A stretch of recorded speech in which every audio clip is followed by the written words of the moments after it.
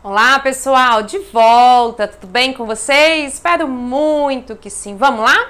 Vamos começar a falar sobre a obrigação de dar coisa certa. Então, vamos só relembrar o que a gente viu na nossa última aula, que então as modalidades das obrigações, quanto ao objeto, essas obrigações elas podem ser de dar, fazer e não fazer. Vimos que a obrigação de dar, ela pode se dividir em dar coisa certa e dar coisa incerta. E a obrigação de dar coisa certa ainda se subdivide em obrigação de entregar e obrigação de restituir. Ainda não estou fazendo nenhuma citação lá do Código Civil, porque nós precisamos fazer toda uma introdução conceitual para depois começarmos a analisar a partir dos artigos 233, tá bom? Quando tiver que falar, quando tiver uma referência aí no Código Civil, eu aviso vocês. Então, olha só, a obrigação de dar coisa certa, ela se divide em entregar e restituir, e nós vamos ver que quando eu assumo uma obrigação, pode ser que da data da formação da obrigação até a data do cumprimento dessa obrigação, haja ali ou um melhoramento ou um perecimento da coisa, que são as regras que iremos analisar a partir do artigo 233. Então, vamos conceituar. Lembra que eu disse para vocês, conceitos são importantes para a gente entender depois a disciplina legal, tá? Então, o que é coisa certa? Coisa certa é aquela que está individualizada, é aquela que está determinada a partir da manifestação dessas partes. Então, quando o devedor assume a obrigação de dar algo, então como eu disse para vocês que o dar, ele está totalmente vinculado a um objeto, tá? Então eu tenho a obrigação de entregar uma coisa, seja bem móvel ou imóvel, e esse objeto, quando ele está então caracterizado pela quantidade, pelo gênero e pela qualidade, eu tenho o que a gente chama de objeto determinado, também chamado coisa certa. Então, a obrigação de dar coisa certa é quando o devedor, de livre e espontânea vontade, assume a obrigação de dar ao credor uma coisa que está individualizada a ponto de que nenhuma outra possa substituí-la. Então, eu tenho ali a quantidade dela, eu tenho ali a qualidade, eu tenho o gênero, então eu tenho a placa do carro, eu tenho o chassi do carro, eu tenho o imóvel, o endereço totalmente determinado, totalmente qualificado, eu tenho a bicicleta, a cor dessa bicicleta, a marca da bicicleta, né, as características dessa bicicleta. Então, existe uma concentração, né, na obrigação de que todos aqueles objetos do planeta, eles não substituem aquele que foi ou é o objeto daquela relação obrigacional. Então, eu concentro tudo em um só objeto. Isso é importantíssimo, por quê? Porque se eu tenho uma obrigação de dar coisa certa, como é que eu cumpro essa obrigação?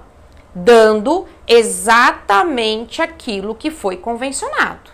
E a gente vai ver que existe uma regra muito importante acerca disso, tá?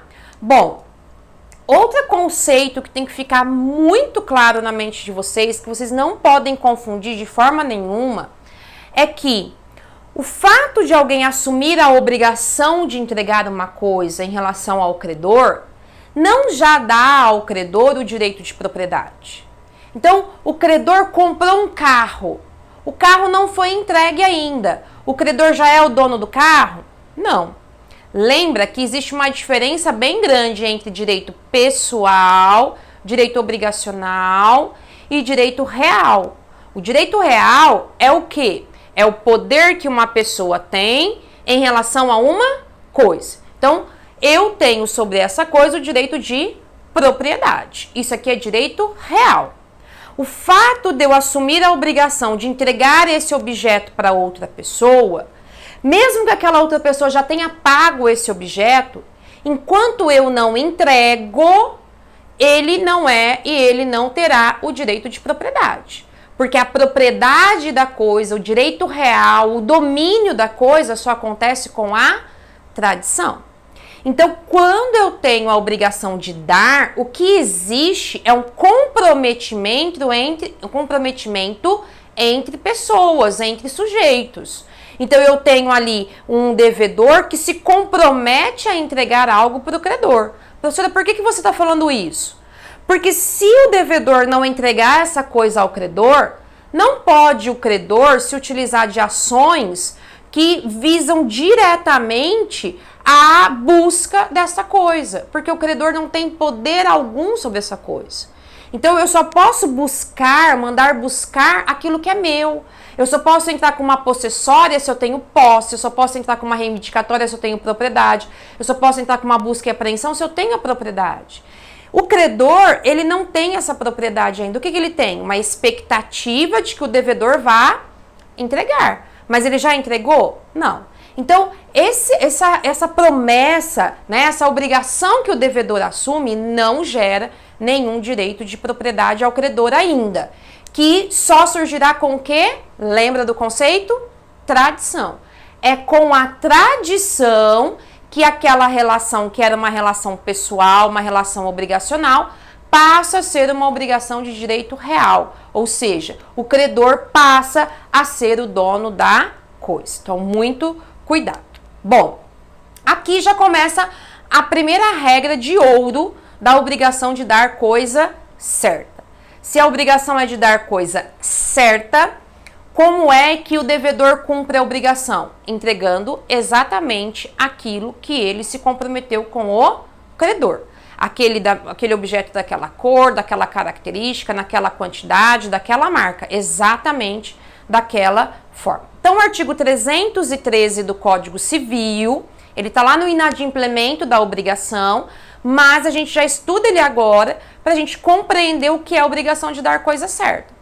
Porque o 313 diz assim, olha, que o devedor de entregar uma obrigação de dar coisa certa, aquele que assume a obrigação de dar coisa certa, ele tem que entregar exatamente aquilo que ele se comprometeu, não podendo entregar qualquer outra coisa no lugar, ainda que seja uma coisa mais valiosa. Então o 313 diz assim, olha, se o devedor assumiu a obrigação de entregar esse carro aqui velho, né, todo destruído ao credor, no momento da tradição, o que ele tem que entregar para o credor? Exatamente este veículo aqui. É este o veículo que ele tem que entregar, porque a obrigação é de dar coisa certa. Ele não pode entregar outra coisa no lugar, ainda que seja uma coisa mais valiosa. Professora, mas e se o credor quiser aceitar, ele pode? Claro que ele pode, sem problema algum, tá? A isso a gente dá o nome de dação em pagamento. Então, se o credor quiser aceitar coisa diferente, não tem problema, ele aceita essa coisa diferente. Mas o 313 diz que o devedor não pode obrigar o credor a aceitar essa coisa diferente, ainda que seja uma coisa mais valiosa. E às vezes você vai estar assim, professora, quem é que não vai aceitar uma coisa mais valiosa? Às vezes, o interesse é um interesse afetivo.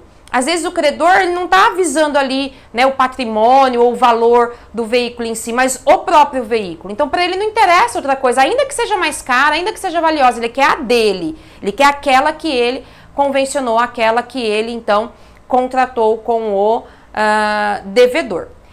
Não está implícito no 313 a máxima de que se o devedor assumiu a obrigação de entregar uma coisa, não poderá o credor vir e exigir outra coisa do devedor, ainda que seja mais valiosa. Então, o Código Civil não diz assim, olha, o devedor ele não pode entregar ali para o credor coisa diversa, mesmo que seja mais valiosa, ponto. Mas ao contrário também é verdadeiro. O contrário é o quê? O credor não pode exigir do devedor, se o devedor assumiu a obrigação de entregar este veículo aqui, não pode o credor chegar para o devedor e falar assim, devedor, me entregue coisa menos valiosa. Desculpa, vamos lá.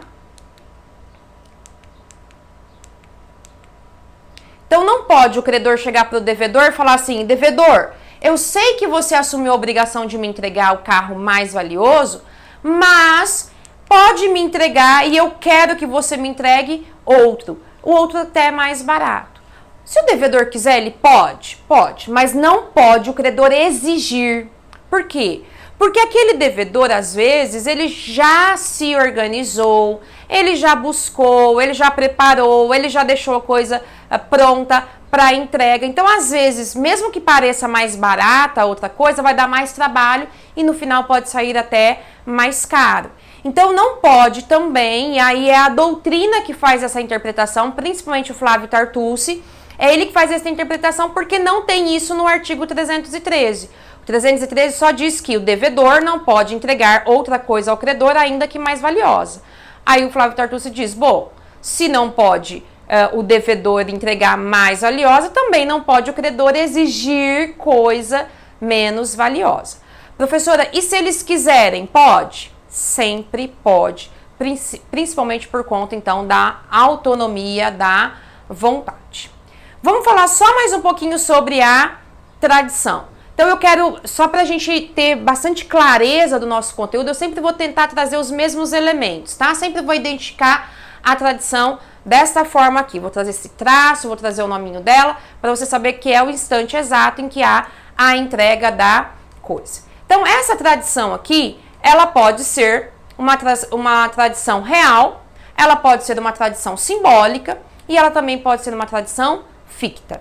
Pouco importa de que tipo é, se a tradição ficar configurada, se ela ficar então vislumbrada, houve ali a transferência da propriedade da coisa, das mãos do devedor para o credor. Então a tradição real é aquela em que há efetivamente a entrega da coisa. Então eu pego essa caneta e entrego nas mãos do credor. Eu pego o dinheiro e dou nas mãos do credor, ou faço um depósito, uma transferência para a conta do credor. Há uma tradição real, tá?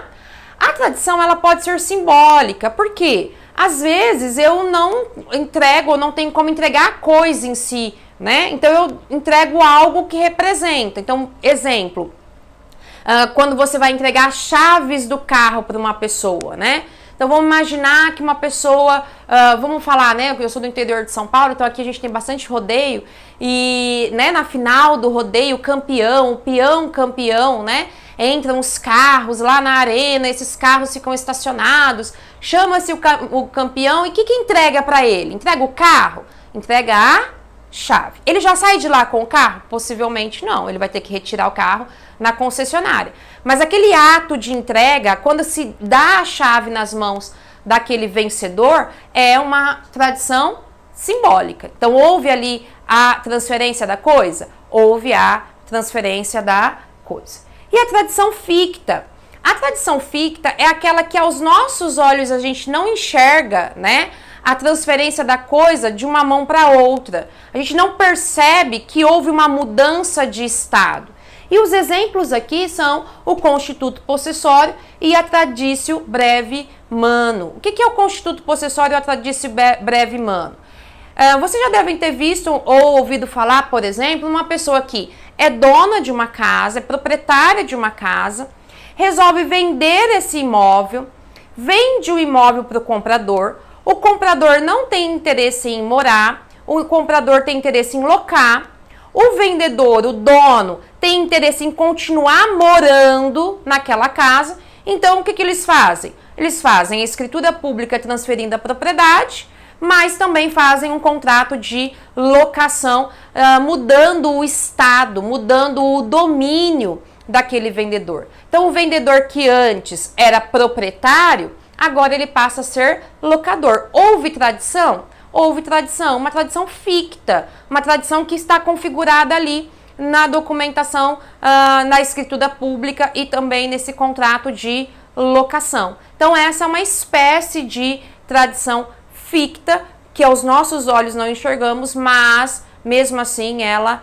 existe e transfere ali o direito de propriedade de uma coisa, de uma pessoa a outra.